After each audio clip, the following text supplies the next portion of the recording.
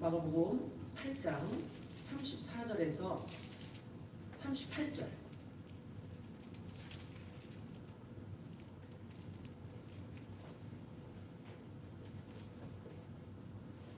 네, 저와 한 절씩 교독하도록 합니다. 무리와 제자들을 불러 이르시되 누구든지 나를 따라오려거든 자기를 부인하고 자기 십자가를 지고 나를 따를 것이니라. 누구든지 자기 목숨을 구원하고자 하면 그것이 것이요 누구든지 나와 공물을 위하여 자기 목숨을 잃으려거니와. 사람이 만일 온 천하를 얻고도 자기 목숨을 잃으면 무엇이 유익하리요? 사람이 무엇을 주고 자기 목숨과 바꾸겠느냐. 같이요? 누구든지 이 음란하고 죄 많은 세대에서 나와 내 말을 부끄러워하면 인자도 아버지의 영광으로 거룩한 천사들과 함께 올 때 그 사람을 부끄러워하리라. 주여 아멘. 오늘도 성령께서 교회들에게 하시는 음성이 여러분에게 들려주기를 축복합니다. 마라나타 세 번 외칠까요? 마라나타, 마라나타, 마라나타. 아멘. 오늘 읽은 본문 말씀 가지고 나를 따라오려거든 이라는 제목으로 우리 함께 은혜를 나눠보도록 하겠습니다. 자, 예수님께서 말씀하시기를 나는 알파와 오메가이며 시작과 끝이라고 말씀을 하셨습니다. 알파는 창조론을 의미해요. 알파. 그리고 오메가는 종말을 의미하는 것으로서 성경은 시작과 끝을 기록해 놓은 책이에요. 성경은 시작과 끝을 기록해 놓은 책입니다. 창조와 종말은 이미 예정되어 있습니다. 그리고 모든 역사는 성경에 기록되어진 대로 진행되어지고 있다는 사실이에요. 그렇다고 우리가 오해를 하면 안 됩니다. 선하고 착한 사람을 하나님께서 악하게 만들어서 이렇게 종말을 끌어당기고 이러시는 그런 분이 아니고요. 우리가 성경을 바라볼 때는 어떻게 봐야 되냐면 영원하신 하나님께서는 성경을 보실 때, 성경을 기록하게 하실 때 이미 인간의 역사, 7,000년의 역사를 이미 주님은 다 내다보시고 사람을 들어서 예언을 해놓으신 거예요. 그래서 하나님께서는 7,000년이라는 역사 안에 이루어질 모든 일들을 이미 알고 성경에 기록해 놓은 거예요. 성경을 보는 관점이에요. 그렇게 보아야 되는 거예요. 이것은 이미 그래서 그렇다고 우리가 성경을 우리가 오해하시면 안 됩니다. 자, 애굽 바로 왕이 원래는 착했는데 하나님께서 악하게 만들어서 10가지 재앙을 내리신 그런 분은 아니라는 거예요. 원래 그 사람의 성품에 맞게 그렇게 움직였다는 것을 말하고 있는 것이에요. 이것은 이미 천년 왕국과 영원한 세계 하나님의 나라의 영원전부터 영원까지의 분명한 계획과 시간표가 성경에 기록되어져 있다는 것을 우리는 알아야 되는 것입니다. 성경은 그것을 기록하고 있기 때문에 말씀하고 있어요. 누구든지 말씀 속에서 그와 같은 사실을 깨닫고 꺼내는 자에게는 누림의 은총이 주어진다는 말씀인 것입니다. 예수님께서 말씀하시기를 내가 곧 길이요 진리요 생명이라고 말씀하셨습니다. 그런데 너희가 그 진리를 알면 그 진리가 너희를 자유케 할 것이라 라고 말씀해요. 뿐만 아니라 천국은 침노하는 자의 것이기 때문에 성경을 통해서 너희가 천국의 비밀을 깨닫고 꺼내는 자에게는 이미 하나님의 나라가 그 속에 그 마음에 임한다라고 말씀하고 있는 거예요. 자, 그래서 미리 누리는 그러한 은총이 여러분들에게 있게 되어지기를 축복합니다. 누가복음 17장에 보면은 하나님의 나라는 너희 안에 있느니라 이렇게 말씀하고 있거든요. 그러나 우리가 반드시 알아야 할 것이 있어요. 그것은 하나님의 나라는 먹고 마시는 것이 아니라고 했어요. 그리고 이 땅의 것을 말하는 것이 아니라는 거예요. 육체의 기쁨과 향락을 말하는 것이 결코 아닙니다. 로마서 14장 17절 읽어볼까요? 시작. 하나님의 나라는 먹는 것과 마시는 것이 아니요 오직 성령 안에 있는 의와 평강과 희락입니다. 아멘. 이게 하나님의 나라라는 거예요. 자, 고린도전서는 이렇게 말하고 있어요. 고린도전서 4장 20절 시작. 하나님의 나라는 말에 있지 아니하고 오직 능력에 있습니다. 이 능력을 우리가 사람들은 많이 오해하고 곡해를 하는데요. 이 능력은 하나님의 말씀대로 순종하는 걸 말하고 있어요. 하나님의 나라는 먹는 것과 마시는 것이 아니고 의와 평강과 희락이라. 다시 말해서 인간의 육을 위해서 먹고 마시고 자신의 기분이 좋아야 하고 모든 것이 자신이 요구되어지는 대로 되어지는 것이 그게 복이 아니라는 거예요. 예배도 마찬가지예요. 예배도 우리가 잘 알아야 돼요. 예배도 하나님이 기뻐 받으시는 예배 드리는 자를 하나님이 그 예배를 받으시는 거예요. 내가 기뻐야 그 예배가 성공했다라고 하면 안 되는 거예요. 우리 예배 대상은 하나님이시기 때문에 하나님이 원하시는 그런 예배가 드려져야 되는 거예요. 그래서 그런 예배를 하나님이 찾으신다라고 말씀하고 있어요. 하나님의 나라는 말에 있지 않고 오직 능력에 있다는 뜻은 하나님의 뜻 안에서, 즉 말씀 안에서 하나님의 뜻을 알고 그분의 뜻이 이루어지기를 위해서 아버지와 하나 되어 살아내는 삶을 말해요. 하나님의 말씀을 받은 자들이 변화를 받아서 순종하는 것을 말해요. 그것이 능력이라고 말하고 있어요. 나는 알파와 오메가라. 무서운 말씀인 거예요. 하나님께서는 뭔가를 하나 시작을 하시면 끝을 보신다는 이야기인 거예요. 그러므로 알파는 반드시 오메가를 동반하고 있다는 사실을 인지하시면서 오늘 말씀을 통해서 역시 주님 앞에 서기 위한 마지막 리허설적인 삶은 과연 어떻게 살아야 하는지에 대해서 알아보고자 합니다. 우리가 누군가를 따른다는 것은 그 사람에게서 뭔가 얻어낼 것이 있을 때, 그래서 조금이라도 내게 뭔가 이득이 되고 나에게 어떤 에너지인가가 축적되어진다는 것을 알 때, 그것이 발견되어질 때 그 사람은 따르잖아요. 자신에게 조금이라도 뭔가 이용 가치가 있다고 생각이 되어졌을 때 그 사람을 따르게 되는 것이에요. 현재 자신이 갖고 있는 것 위에 뭔가를 조금이라도 더 보태고 싶어서 더 높아지고자 더 넓게 자신의 영역을 펼치고 확장해 가기 위해서, 다시 말해 자신이 더 힘세고 더 강력하고 남들에게 더 크게 보여지도록 하기 위한 모습을 지향하는 아주 전형적인 육신의 정욕, 안목의 정욕, 이생의 자랑으로부터 나오는 매우 자연스러운 현상인 거예요. 아무런 유익도 없는데 따라오라고 한다고 따라가는 사람이 없거든요. 그러므로 사람을 만나든지 무슨 말을 하든지, 심지어는 교회에 나와서 설교를 들을 때도 마찬가지예요. 자신이 원하는 것만 고수하고 듣게 되는 그런 경우가 아주 많다는 거예요. 결코 변하지 않습니다. 이것은. 그러면 능력을 입을 수가 없습니다. 그래서 우리가 지금 지난 기독교 역사, 130여 년의 기독교 역사가 맺은 그 열매를 우리가 지금 두 눈으로 똑똑히 보고 있는 것입니다. 변하지가 않는 거예요. 사람들은 자신이 듣고 싶은 것만 듣기 때문에 변하지 않아요.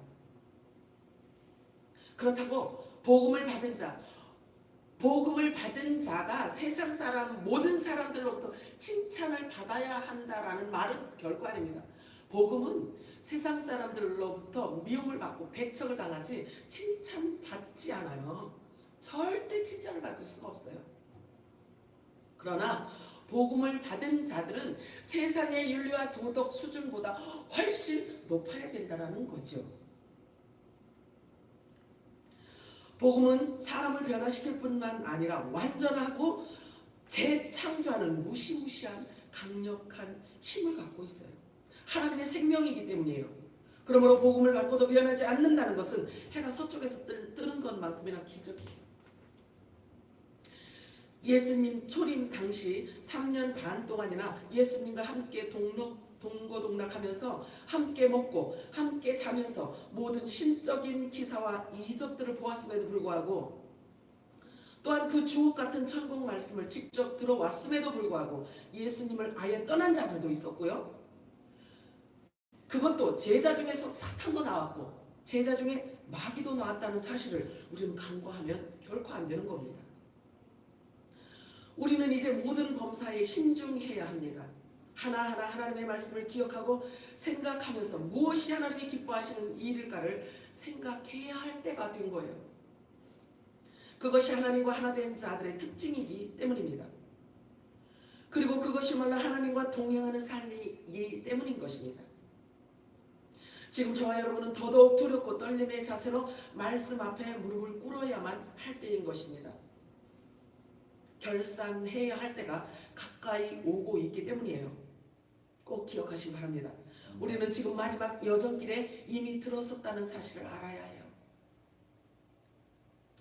우리가 말씀 앞에 무릎을 꿇는다는 것이 바로 자신을 부인하는 것입니다. 누구나 할 것 없이 이제는 모두 다 하나님의 말씀 앞에 부복을 해야 되는 것입니다. 무릎을 꿇는다는 것은 자기를 부인하는 것이거든요. 그래서 주님 앞에 무릎을 꿇는다는 것은 말씀화 되어지겠다라는 의지인 거예요. 말씀에 주의를 기울여야 하고 말씀에 분명한 경청이 있어야 되는 것입니다. 그래서 하나님의 말씀을 들을 때 내 생각대로 받으면 안 돼요. 하나님의 뜻이 무엇인지를 알아야 되는 거예요. 그래서 말씀을 듣는 자들의 귀와 마음에 할례가 있어야 되는 거예요. 그래서 하나님의 말씀을 들을 때는 내 뜻대로 마음시고 아버지 뜻대로 하옵소서라는 마음이 있어야 되는 거예요. 내 양은 내 음성을 듣는다. 예수님께서 말씀하세요. 내 양은 나를 알고 나 또한 내 양을 안다. 나는 내 양의 이름도 안다. 라고 예수님께서 말씀하고 계세요. 그러므로 고개를 우리는 들어야 돼요. 지금은 즉 목자이신 주님이 양들을 끌어가는 때입니다. 지금은 택한 자들, 빛의 자녀들은 자신의 영적인 분명한 정체성을 확립하여서 신분에 맞는 그러한 열매를 맺는 때가 된 거예요. 왜? 추수 때이기 때문에 그런 거예요. 그러므로 우리는 고개를 들어 하늘을 향해서 방향을 설정해야 합니다. 위의 것을 구하고 찾아야 됩니다. 그것이 산상팔복이 자신에게 임하여 있다는 확신인 거예요. 확인인 거예요. 내가 어떤 존재인지, 내가 지금 어떠한 삶을 살고 있는지에 대해서 알려면 산상팔복이 나에게 이루어졌는지를 보아야 되는 거예요. 그것으로 자신의 신분을 드러내주기 때문이에요. 그와 같은 현상이 바로 빛의 아들들의 기준이 되기 때문입니다. 메시아로 오신 예수 그리스도께서 처음 공생애를 시작하실 때요, 먼저 산으로 올라가셨어요. 그래서 복이 무언지에 대해서 가르쳐 주세요.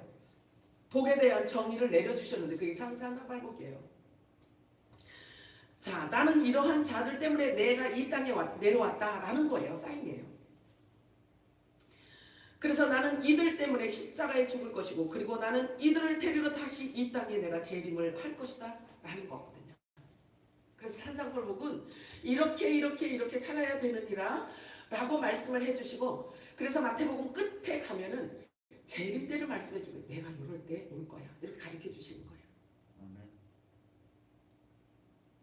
내가 데려갈 것이니 정신을 바짝 차리고 영원한 복음의 메시지를 굳게 잡고 있으라. 그러므로 지금 빛의 아들들은 이미 하나님께로 시선을 집중한 상태여야지만 되는 거예요.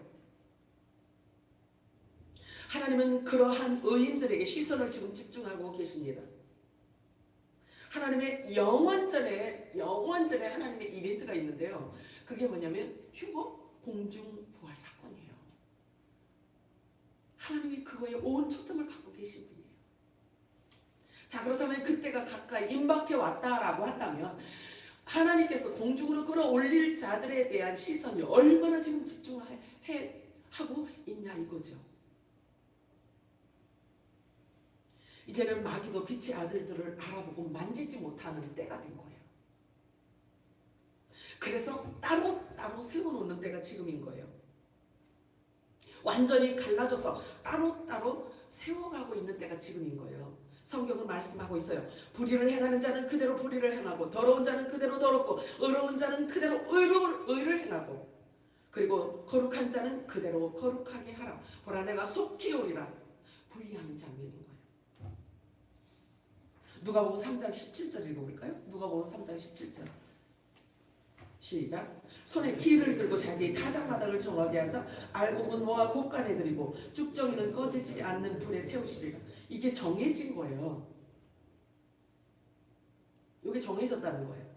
알곡이 되어지는데 하루 이틀이 되나요? 그죠?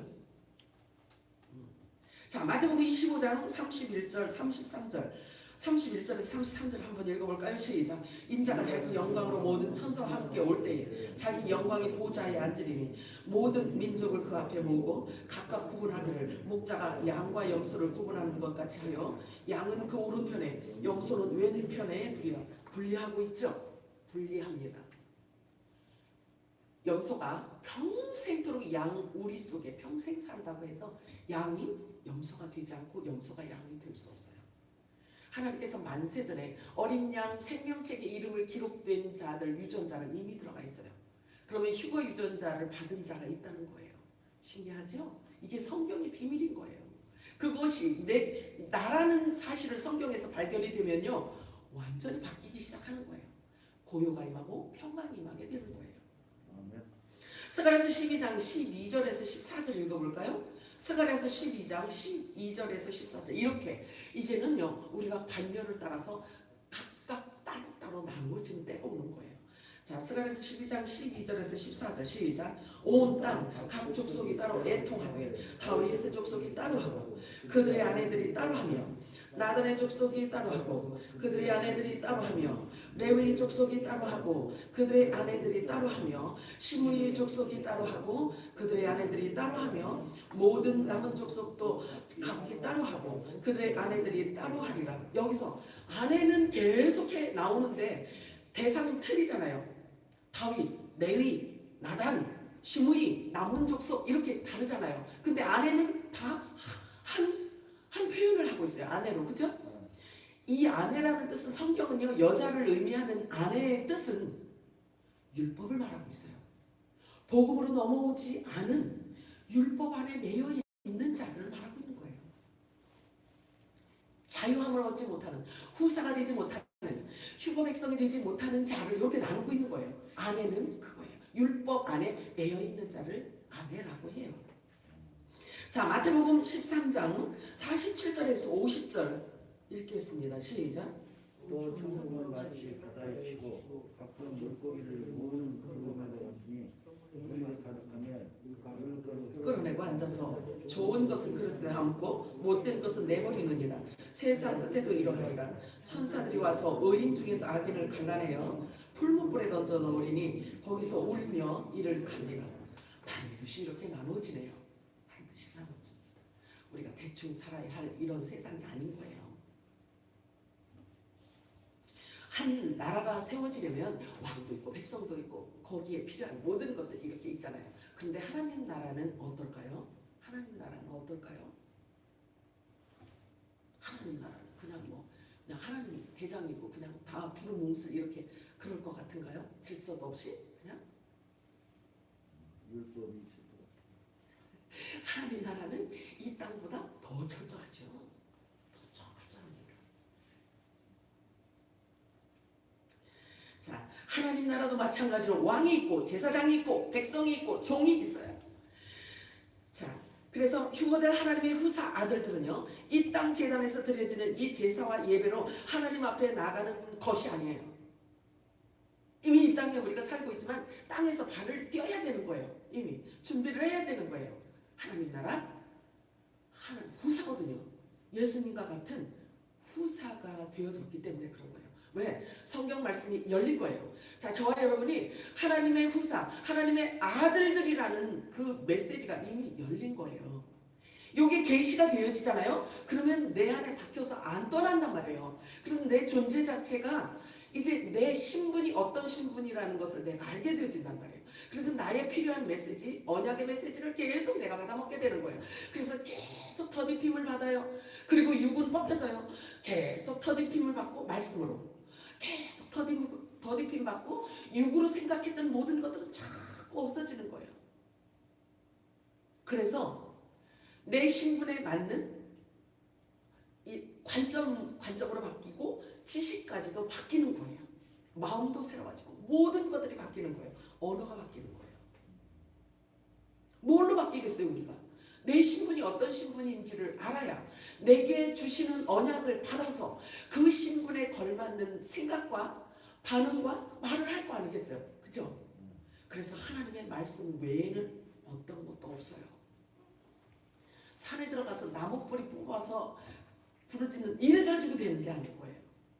말씀을 통해서 우리가 더딥힘을 받고 피 뿌린 옷을 입고 바뀌고 벗어버리고 어둠은 벗어버리고 자꾸 빛의 갑옷을 입고 어둠은 벗어버리고 죽을 육체에 대한 모든 사상과 생각들은 다 벗겨버리고 더딥고 이래서 내 안에 하나님의 나라가 임하여 고요와 평강이 임하게 되는 거예요.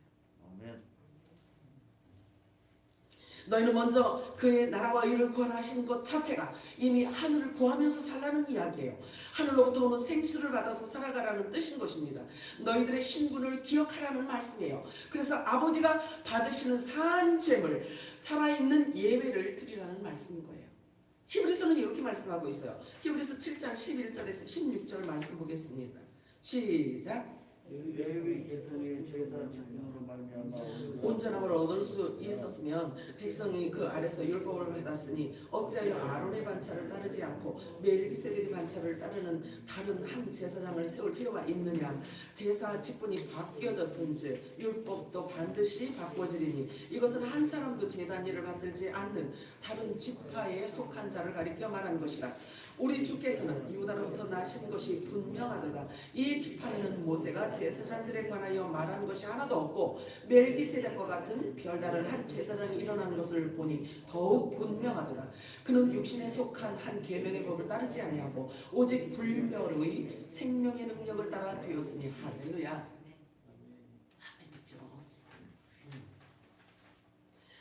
구약의 멜기세덱은 예수 그리스도이십니다. 예수님은 구약의 레위 지파의 혈통으로 오신 분이 아니에요.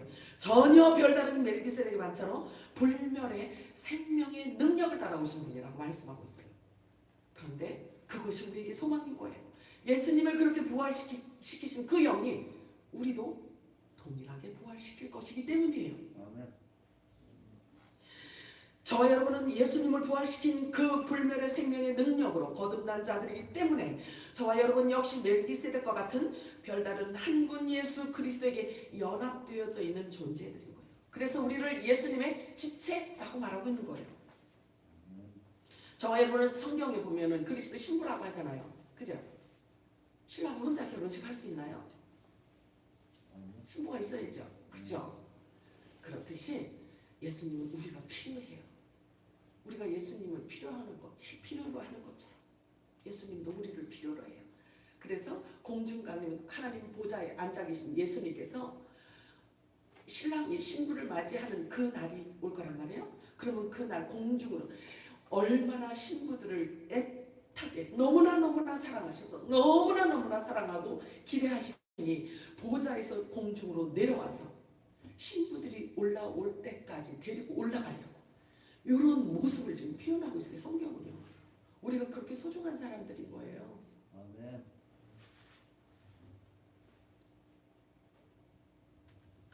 우리가 이 세상에 살아가면서 사람들과의 관계 속에서 인격이 형성되어지고 사회성이 형성되어지듯이 사람을 외면하고 세상을 떠나서는 우리가 살 수가 없잖아요. 그래서 우리는 그렇게 더불어 살아왔어요. 신앙생활도 그렇게 해왔어요. 그러나 옛사람을 벗어버리고 새롭게 재창조되어서 아래서 부화한 것처럼 불멸의 생명의 성령으로 거듭나고 나니까 나의 정체성이 확립이 되는 거예요. 나의 존재가 어떤 존재인지를 알아지게 되는 거예요. 나의 본체가 드러난 거예요. 그러면 다시 죽을 옛 생명으로 돌아갈 수가 없어요. 가고 싶지도 않고요. 그렇잖아요. 말씀으로 거듭나서 말씀을 통해서 내가 어떤 존재이고 내 신분이 어떤 신분인지를 알고 나면 못 돌아가요. 그러면서 육적인 것을 자꾸 벗어버리는 거예요. 하나님의 말씀을 사모하고 피 뿌린 옷을 계속 입게 되고 계속 입고 더딥혀지는 거예요. 그래서 정체성이 무엇으로 확립이 되면 그리스도 신부로 정체성이 확립이 되는 거예요. 자신의 신분이 어떤 존재인지를 알게 되는 것입니다. 그래서 자신이 어디에 소속된 자인지를 깨닫게 되고 알게 되는 것이에요. 성경은 이렇게 말씀하고 있어요. 물고기 형체가 있고 새 형체가 있듯이 불멸의 생명의 능력이신 부활의 영 성령께서 임하시고 이미 처진 자신의 분명한 정체성을 확립할 자들이 있다는 거예요. 그러면 형체도 다르다는 거죠. 언약의 말씀이 마음에 들어와 새겨지게 되는 거예요. 자기 정체성이 확립이 되면은 우리에게 언약하신 하나님의 말씀이 우리 안에 들어오게 되죠. 우리 마음에 새겨지게 되는 거예요. 그것은 그리스도의 할례라고 하는 거예요. 그리스도의 할례. 이것이 그리스도의 할례입니다. 뻐꾸기의 형체가 있듯이 참새의 형체가 있듯이 따로따로 각각의 반차를 따르게 되는 거예요. 그러므로 마지막 때 하나님의 특별한 은총이라고 말할 수 있는 것이 있는데요. 만남의 축복인 거예요. 믿음은 들음에서 나기 때문에 그런 거예요.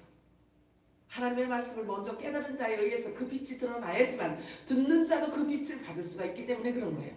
만남의 복이 그래서 중요한 거예요. 믿음은 들음에서 나고 들음은 말씀으로 말미암기 때문인 것입니다.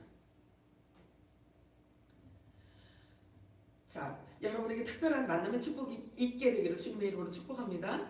우리가 사람을 상대해보면 쉽게 알아지는 부분이 있는가 하면, 또는 생각보다는 쉽게 상대 속으로 들어갈 수 없도록 어떤 영역을 강력하게 쳐 있는 사람이 있어요. 그러나 우리가 사람을 상대하고 관계할 때 상대가 나에게 유익하고 내가 뭔가를 얻을 수 있어서 사람들을, 그런 사람을 골라서 이렇게 막 우리가 골라서 만나기는 어렵잖아요. 그렇잖아요. 하나님께서 붙여주신 만나야 되는 거예요. 그죠? 그냥 만나기만 하면 그냥 이상한 거 털어놓고 이상한 거 쏟아내고, 그래서 내가 만나고 싶지 않다라고 해서 안 만나는 게 아니에요.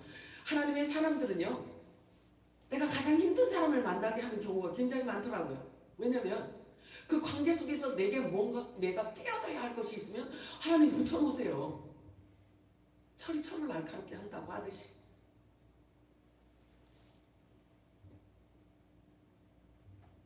하나님께서 우리에게 주시는 하늘의 합법적 권리가 있어요. 그 권리는요, 목숨과 힘을 다해서 주 너의 하나님을 사랑하라 하는 것과 자신 이웃을 내 몸과 같이 사랑하라 하는 것, 이 주권만 주셨어요. 이것만 주셨어요. 이것만 명령이에요. 나머지는 우리가 할 수 있는 게 아니에요. 예, 아니요, 아니요. 이거에서 이상으로 나는 것들은 주의라 이렇게 말씀하고 있어요. 그러니 우리가 이걸 얼마나 잘 다스려야 되겠어요. 내 생각을 기준으로 해서 그 잣대를 대고 자르고 쪼개고 비판하거나 판단하라는 권리는 우리에게 주신 적이 없어요. 올권행이에요. 그걸 하면 안 되는 거예요. 숨이 꼴깍 넘어갈 때까지, 그 전까지라도 하나님은 그 사람의 영혼을 찾으시기를 원하시는 사랑의 하나님이시기 때문에 그런 거예요. 예수님을 따르던 자들은 성경에 여러 가지로 표현을 하고 있어요. 제자들이라고도 하고 무리라고도 하고 많은 사람들이라고 이렇게 표현을 해요. 아주 다양하게 표현을 해요. 그런데 우연히 그런 표현을 한 게 아니에요. 하나님 나라의 질서를 그 안에 담고 있는 거예요. 아무런 의미 없이 기록된 성경은 하나도 없어요. 1획도 없다고 말씀하셔요. 거짓이 아니라는 거죠. 우연이 아니라는 거예요. 어쩌다 쓰여진 성경이 아니라는 거예요. 하나님의 권위가 이 안에 들어있는데요. 그래서 요한복음에 보면은 말씀이 하나님이다라고까지 하시잖아요. 네.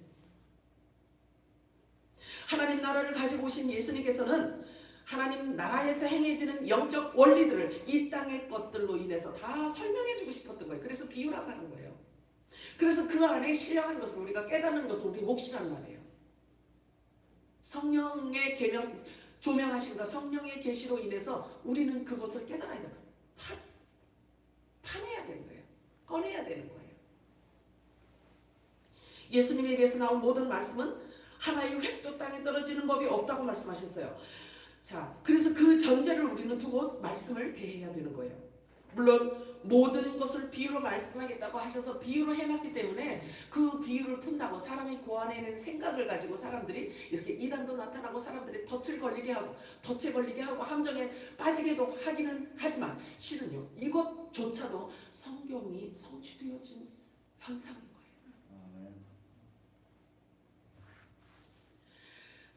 미혹의 역사가 이 세상의 창궐한 이유를 성경에서는 뭐라고 표현하고 있냐면요, 데살로니가후서 2장 12절에 이렇게 말씀하고 있어요. 진리를 싫어하고 진리를 믿지 않고 불의를 좋아하는 모든 자들로 하여금 심판을 받게 하려 하십니다. 이렇게 말씀하고 있어요. 하나님의 권위를 경시하면 큰일 나요. 하나님께서 하나님의 말씀을 경홀히 여기는 자들에 대한 그 섭섭함을 이렇게 표현하고 있는 거예요.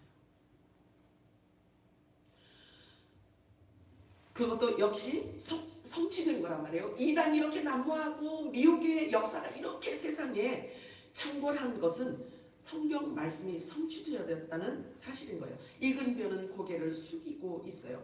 추수할 주인의 낯을 기다리고 있을 뿐이에요.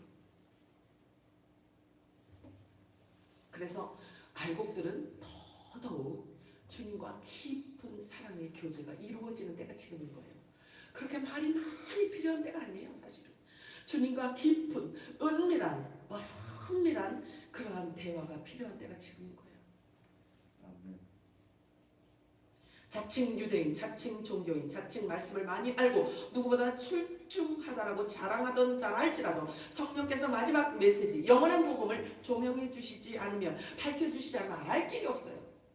알 길이 없습니다. 말씀을 많이 외우고 암송한다고 해서 되는 것도 아니에요. 천국은 비밀이기 때문에 그런 거예요. 저자이신 성령께서 계시해 주시지 않으면 알 길이 없는 거예요. 그러므로 우리는 말씀을 접할 때 성령님을 깊이 의지하면서 말씀을 접하셔야지 되는 거예요. 말씀을 들을 때나 읽을 때나 묵상할 때나 마찬가지입니다. 아멘. 그러므로 누구라도 자고할 수가 없어요. 누구라도 선줄로 생각할 수가 없습니다. 누구도 교만할 수가 없는 거예요. 생명책에서조차도 지워질 수 있기 때문이에요. 알파와 오메가 되시는 예수님께서 하시는 모든 말씀은 그 자체가 진리예요. 그리고 그 말씀 자체가 우리의 생명이며 그 말씀 자체가 하나님이신 거예요. 그 권위가 그 안에 있는 거예요. 아무런 생각 없이 예수님을 따르던 제자들에게 일가를 가셨는데요.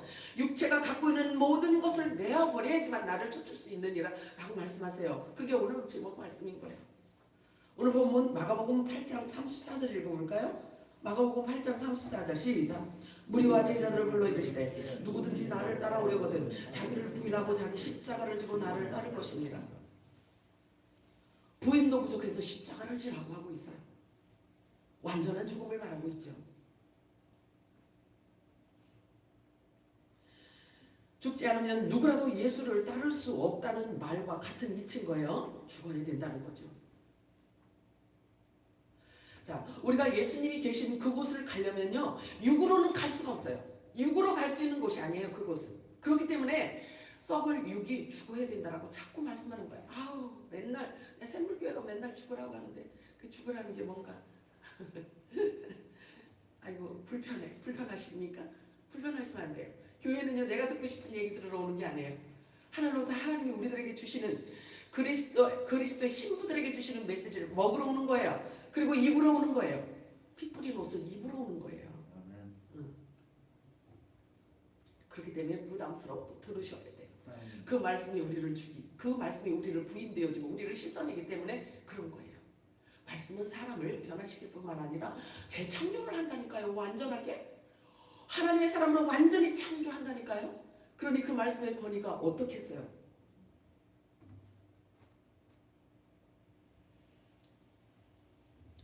잘 생각해야 돼요. 우리가 굳어진 자신의 이념이나 생각을 그대로 갖고 하나님의 말씀을 받아 먹으면 반드시 독사의 자식이 나와요. 뱀의 후손의 반열에 묶인 상태로 그대로 있을 수밖에 없는 거예요. 그래서 바리새인과 가룟 유다와 같은 어둠의 자녀가 되어서 나오는 거예요. 말씀이 깨달아지고 계시되어지면 사람은 반드시 어떤 액션을 취하게 되어 있어요. 장소를 떠나든지 어떤 그 곁을 떠나든지 아니면 어딘가로 들어가든지 이렇게 돼요.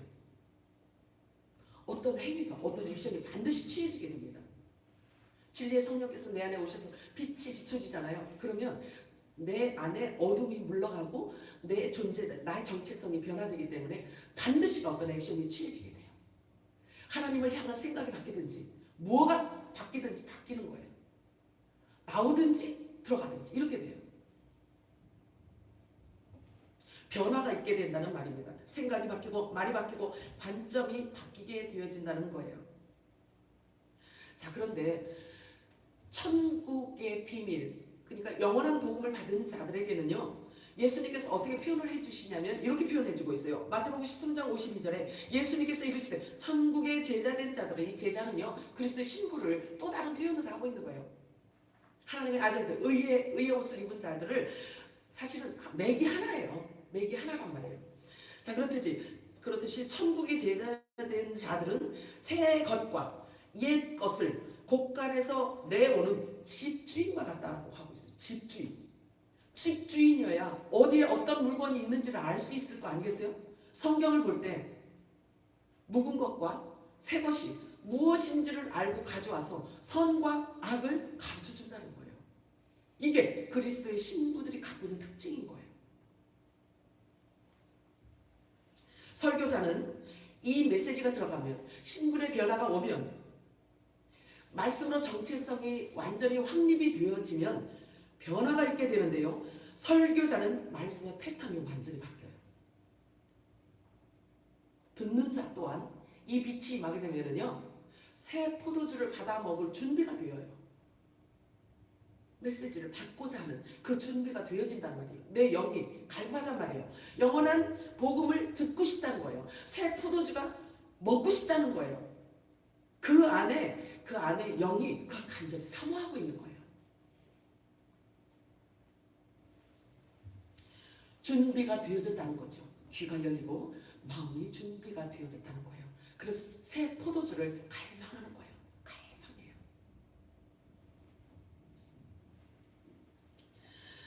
그러므로 세상 끝에는 전하는 메시지도 바꿔야 되고 다 달라져야 돼요.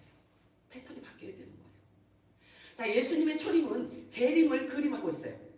그렇다면 예수님의 초림 때 종교인들, 그 유대인들이나 이들이 어떤 상황이었을지를 잘 생각을 하시면 예수님의 재림 때도 똑같아요. 똑같이 그것이 그대로 되어지는 거예요. 그렇다면 정신을 우리가 바짝 차리고 성경을 잘 보잖아요. 그러니까 성경을 볼 때 그냥 소설책 보듯이 막 이렇게 하면 안 돼요. 성령께서 계시해달라고 조명해달라고 기도하시면서 보아야 돼요. 그렇게 되면요, 성경은 성경이 풀어줘요. 성경은 성경이 말해줘요. 그리고 성경은 성경이 열어줘요. 그래서 성경의 마스키는 성경인 거예요. 성령에 의해서, 그분에 의해서 조명되어지고 열어지고 나가게 되어지거든요. 그래서 지금 마지막 그리스도 신부들이 먹어야 할 양식이 하나님께서는 지금 열리기 시작했는데요, 주고 싶으신 거예요. 주님은 우리가 원하는 것보다, 내 영이 원하는 것보다 하나님은 더 원하신다는 거죠. 그래서 배가 터지도록 먹이고 싶으신 거죠. 그게 하나님 뜻인 거예요. 준비되어진 자들에게는 하나님이 끊임없이 부어주신다는 사실을 아시기 바래요. 자, 계시록 10장 10절과 11절 볼까요? 이게 아주 많은 사람들을 이렇게 막 복잡하고 시원하지 못하고 답답하게 한 메시지예요. 자, 계시록 10장 10절에서 11절 시작. 내가 천사의 손에서 작은 두루마리를 갖다 먹어버리니 내 입에는 꿀같이 타나 먹은 후에 내 배에서는 쓰게 되더라. 그가 내게 말하기를 내가 많은 백성과 나라와 방언과 임금에게 다시 예언하여야 하리라 하더라. 아멘. 이 다시 예언해야 다시 예언해야 하는 이 메시지가 영원한 복음인 거예요. 자, 그러면 예수님 초림 때 예수님을 알리는 메시지를 전한 구약의 선지자가 하나, 마지막 선지자가 있어서 누구죠? 세례요한이죠? 메시지가 지금 이렇게 바뀌어야 되는 거예요. 자, 그러면 주님이 오실 때가 임박하면요, 주님의 재림에 따르는 재림에 임박한 메시지를 줘야 된다는 거예요. 나는 알파와 오메가라고 말씀을 하셨잖아요. 그래서 창조론과 종말론을 하나로 아우러서 신부들에게 빨리 줘야 되는 거예요. 빨리 줘야 돼요. 그래 준비하지. 그래서 신랑을 준비하게 된단 말이에요. 이것을 우리들에게 말씀하고 있는 거예요. 다시 예언해야 된다라는 이 예언이요, 영원한 복음인 거예요. 이 영원한 복음은요, 영원한 천국에 올라가서도 유효한 메시지인 거예요. 엄청난 거지. 이것이 여러분들이 스스로 성경 볼 때도 열어지게 되기를 주님으로 축복해요. 자, 계시록 22장 10절에서 14절 우리 함께 읽겠습니다. 시작. 또 내게 말하되 이 두루마리의 예언의 말씀을 인봉하지 말라. 때가 가까우니라. 불의를 행하는 자는 그대로 불의를 행하고 더러운 자는 그대로 더럽고 의로운 자는 그대로 의를 행하고 거룩한 자는 그대로 거룩하게 하라. 보라, 내가 속히 오리니 내가 줄 상이 내게 있어 각 사람에게 그가 행한 대로 갚아주리라. 나는 알파와 오메가요, 처음과 마지막이요, 시작과 마침이라. 자기 두루마리를 빠는 자는 이는 그들이 생명나무에 나가며 문들을 통하여 성에 들어갈 권세를 받으려 함이라. 제가 여기 잘못 읽은 게 두루마기예요. 두루마기와 두루마리는 달라요. 두루마리는 성경이지만 두루마기는 육체를 말하고 있는 거예요. 그리스도 신부들이 입고 있는 육체를 말하고 있는 거예요. 그래서 자, 주님이 가까이 왔을 때는요, 육체를 통해서 지은 이 두루마리를요 빨아야 되는 거예요. 이게 생각을 바꾸라는 거예요. 관점도 바꾸고 진리의 성령께서 와서 계속 더디핌을 받게 되면 바뀌어진다는 거예요. 그래야 주님이 우리를 데려가실 수가 있는 거예요. 자, 마가복음 4장 26절에서 27절 읽어볼까요? 시작. 이르시되 하나님의 나라는 사람이 씨를 땅에 뿌린 것 같으니 그가 밤낮 자고 깨고 하는 중에 씨가 나서 자라되 어떻게 그리 되었는지를 알지 못하느니라. 일하시는 분은 하나님이시기 때문에 그런 거예요. 우리 하나님의 말씀을 더 읽는 동안에 우리의 영이 자라게 하는 것은 성령께서 하는 거예요. 이 씨는 말씀을 의미하고 있거든요. 자, 어린 양의 생명책에 이름이 기록되어져 있는 자들의 모습을 뜻하는 거예요. 겉으로 볼 때는 똑같아요. 자, 예수님이 있을 당시에도 예수님이나 뭐 목수라고 했는데 목수인 예수나 우리나 모든 사람들이 다 똑같잖아요. 사실은 똑같아요. 지금도 그렇게 보여요. 그러나 하나님은 그렇게 보일까요? 아닐까요? 아니죠. 자, 사진을 아무리 막 수백 명이 찍어도요, 내 자식 사진 눈에 띄어야 안 돼요. 하나님은 안 그럴까요? 하나님은 더 그렇죠. 그죠? 하나님이 데려갈 하나님의 아들 후사들을 지금 하나님께서는 시선을 집중하고 있다는 사실이에요. 자, 고린도전서 15장 39절에서 41절 같이 읽도록 합니다. 시작. 육체는 다 같은 육체가 아니니 하나는 사람의 육체요, 하나는 짐승의 육체요, 하나는 새의 육체요, 하나는 물고기 육체라. 하늘에 속한 형체도 있고 땅에 속한 형체도 있으나 하늘에 속한 것의 영광이 따로 있고 땅에 속한 것의 영광이 따로 있으니 해의 영광이 다르고 달의 영광이 다르며 별의 영광도 다른데 별과 별의 영광이 다르다. 할렐루야. 하나님께서 우리를 보실 때는 이렇게 보신다는 거예요. 다르게 보고 있다는 거예요. 성경은 짐승이라고 말이 나오잖아요. 근데 이 성경에는요, 그냥 사람을 그렇게 의화해서 만들고 있어요. 자, 사람에게 짐승이라고 표현하는 것이 어디에 사람을 짐승이라고 표현을 했냐면 하나님을 모르는 자를 짐승이라고 했어요.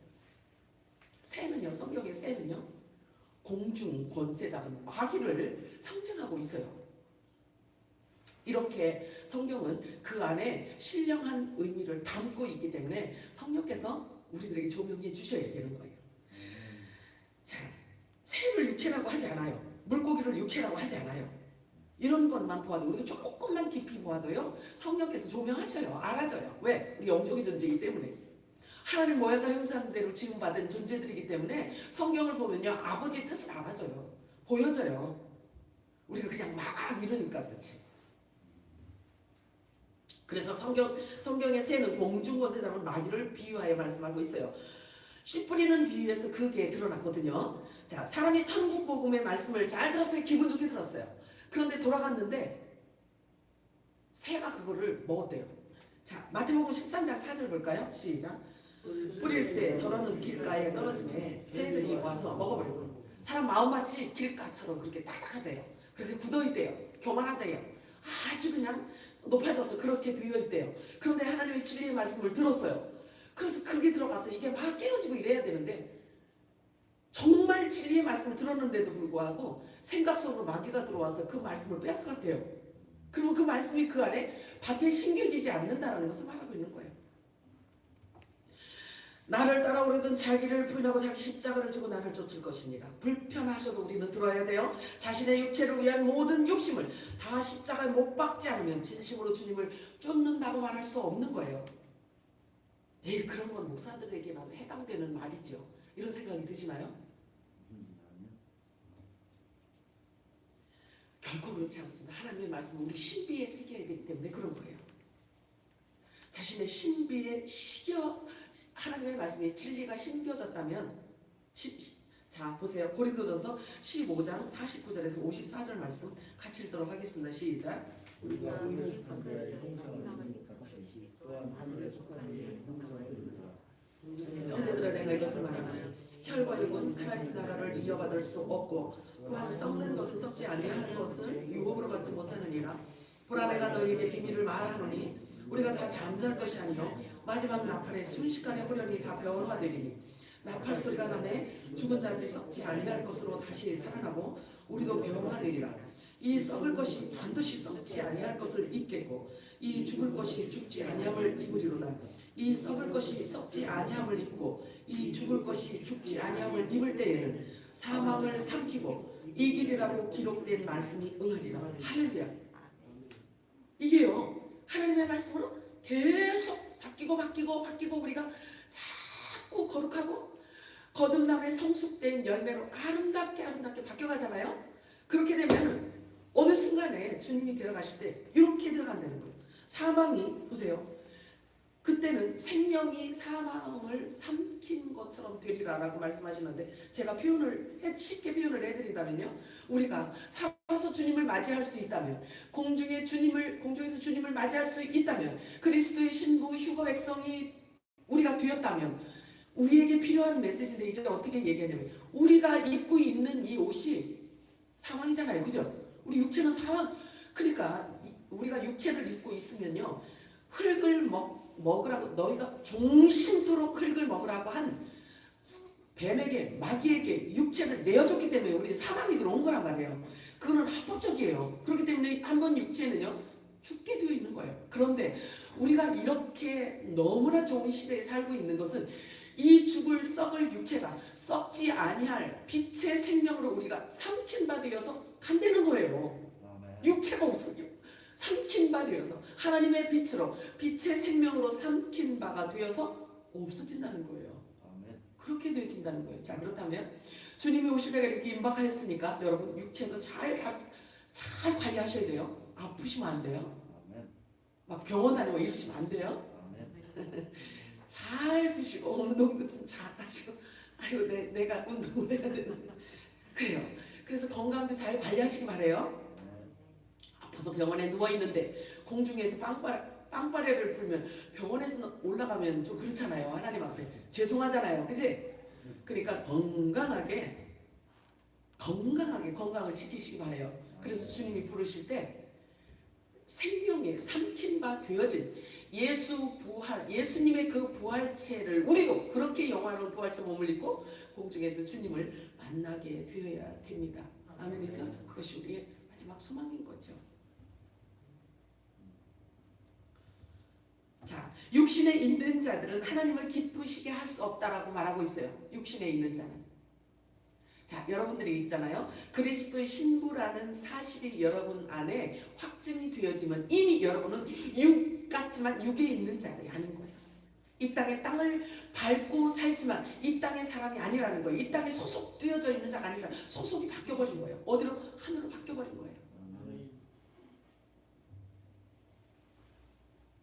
내가 사람을 기쁘게 하랴 하나님을 기쁘게 하랴. 내가 사람의 기쁨을 구하고자 하였다면 이미 사람의 종이지 하나님의 종이 아니다 라고 이렇게 말했는데요. 갈라디아서 1장 10절 한번 보실래요? 시작. 이제 내가 사람들에게 좋게 하랴 하나님께 좋게 하랴 사람들에게 기쁨을 구하랴. 내가 지금까지 사람들의 기쁨을 구하였다면 그리스도의 종이 아니니라. 저와 여러분들에게 주시는 메시지인 거예요. 저와 여러분의 고백도 이런 고백이 있어야 되는 거예요. 주님의 제 이름이 가까워서 휴거 이야기를 교회에서는 할 수가 없어요. 왜? 이단이다 오단이다라고 하기 때문에 그래요. 그런데 가장 지금 들어야 되고 신부가 들어야 되고 변화되어야 되고 계속 양식을 먹어야 되는 지금 이 양식을 못 먹고 있다는 사실이 얼마나 불행한지 몰라요. 우리가 이제는 하나님의 말씀에 신중해야 돼요. 삶에 대해서도 매우 신중해야 합니다. 결산해야 할 날이 가까이 오고 있기 때문이에요. 이제 우리는 성령을 따라 행해야만 합니다. 아멘이죠? 성령을 따라 행해야 합니다. 예수님을 따르는 삶은 결코 육체의 욕심을 이루기 위한 삶이 아니기 때문이에요. 그래서 성령을 따라 행해야 되는 거예요. 사람들은 안 그런 척하고 매우 고상하고 우아한 척 속내를 드러내지 않고 있지만, 그렇게 외식하고 있지만 성경은 육체의 삶을 너무나 분명하고 적나라하게 폭로해주고 있어요. 육체의 삶을 이렇게 폭로해주고 있어요. 자, 갈라디아서 5장 16절에서 24절 읽고 마치도록 하겠습니다. 갈라디아서 5장 16절에서 24절 시작. 내가 이르노니 너희는 성령을 따라 행하라. 그리하면 육체의 욕심을 이루지 아니하리라. 육체의 소욕은 성령을 거스르고 성령은 육체를 거스르나니 이 둘이 서로 대적하므로 너희가 원하는 것을 하지 못하게 하려 함이니라. 너희가 만일 성령이 인도하시는 바가 되면 율법 아래에 있지 아니하리라. 육체의 일은 분명하니 곧 음행과 더러운 것과 호색과 우상 숭배와 주술과 원수 맺는 것과 분쟁과 시기와 분냄과 당 짓는 것과 분열함과 이단과 투기와 술 취함과 방탕함과 또 그와 같은 것들이라. 전에 너희에게 경계하는 것 같이 경계하노니 이런 일을 하는 자들은 하나님의 나라를 유혹을 받지 못할 것이요 오직 성령의 열매는 사랑과 희락과 화평과 오래 참음과 자비와 양선과 충성과 온유와 절제니 이 같은 것을 금지할 법이 없느니라. 그리스도 예수의 사람들은 육체와 함께 그 정욕과 탐심을 십자가에 못 박았느니라. 아멘인가요? 여러분 스스로 한번 점검해 보십시오. 얼마만큼 자신을 부인하고 하나님을 따르고 있는지, 자신을 얼마만큼 부인하고 성령을 따라 행하고 있는지 점검하셔야 돼요. 두렵고 떨림으로 주님 말씀 앞에 엎드리시기 바래요. 내 마음에 기쁨이 있어야 예배를 잘 드렸다라고 합니까? 그렇지 않습니다. 아버지가 기뻐하시는 예배가 중심이 되어야지만 되는 거예요. 아버지를 아는 것, 아버지의 마음을 알고 경배하는 것을 하나님께서는 기뻐 받으세요. 여러분들의 그 신분이 어떠함에 알고 그에 걸맞는 모든 변화, 지식도 바뀌고 마음도 바뀌고 생각도 바뀌어서 모든 삶의 패턴이 말씀 중심으로 돌아오기를 주님의 이름으로 축복합니다. 사랑이 많으신 하나님 감사합니다. 오늘은 입술을 주님의 손에 들려줘서 주님의 말씀을 대언하였습니다. 우리 교환 권속들 심령이 새로워지게 하시고 지식에까지 새로워지게 하여 주시옵소서. 성령 따라 행하고 아버지가 기뻐 받으시는 삶을 살아내게 하여 주옵소서. 우리의 모든 언행까지도 이제는 말씀화 되어지게 하여 주시고 우리들의 말과 행동과 생각의 모든 것들이 말씀으로 온전히 성취되어지는 그러한 삶을 살아가도록 우리 자신이 우리가 말씀화 되어지고 말씀이 육신이 되어지는 그런 삶을 살게 하여 주옵소서. 아름다운 열매를 맺어서 성령의 9가지 열매 주렁주렁 맺어서 아버지를 흐뭇하게 해드리는, 하나님을 웃게 만드는, 주님의 마음을 시원하게 해드리는 그러한 주의 종들이 다 되게 하여 주옵소서. 그렇게 해주실 주 예수 그리스도로 기도 올려옵나이다. 아멘. 지금은 우리 주 예수 그리스도의 원하신 은혜와 하나님 아버지의 극진하신 사랑하심과 성령의 교통 가마 내주 위로하시니 이 나라의 이민족 위로와 모든 교회 위로와 우리 귀한 샘물교회와 우리 귀한 권속들 머리와 가정과 직장과 사후에 지금으로부터 영원토록 함께 있을지어다. 우리 주님께 감사 박수 올려드립니다. 감사합니다. 예수님 맞아요? 감사합니다.